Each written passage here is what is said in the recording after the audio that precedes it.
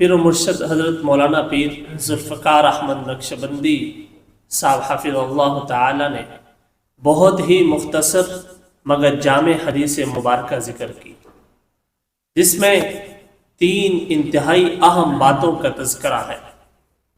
آپ بھی سماعت کیجئے، شاید یہ 3 باتیں آپ کی زندگی بدل دیں۔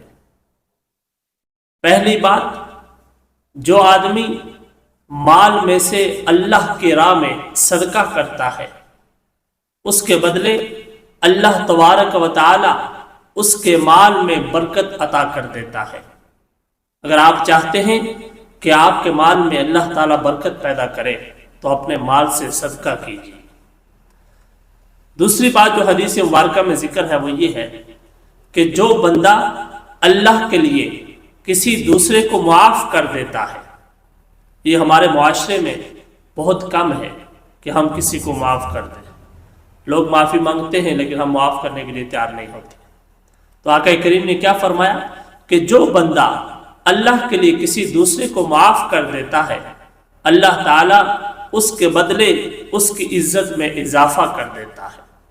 ہر انسان چاہتا ہے کہ میری عزت زیادہ ہو، تو اس کے لیے یہ فارمولہ اپنا کے دیکھ لیجئے، دوسروں کو معاف کیجئے اور ہمیشہ معاف کرنے والے بنیے۔ دل میں ان کے لیے بغض، حسد، کینہ، نفرت نہ رکھیے، بلکہ اس کو نکال کر معاف کر دیجئے۔ تیسری بات کا تذکرہ فرمایا، بہت اہم بات ہے کہ جو بندہ اپنے اندر تواضع، عاجزی کو پیدا کرتا ہے، اللہ تعالیٰ اس کے بدلے اس کو بلندی عطا کر دیتا ہے۔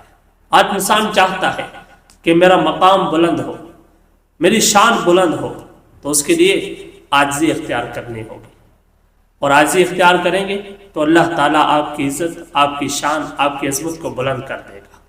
اللہ تبارک و تعالیٰ ہم سب کو یہ تینوں باتوں کو اپنانے کی توفیق عطا فرمائے، اور تینوں انعامات اللہ تعالیٰ ہم سب کو عطا فرمائے۔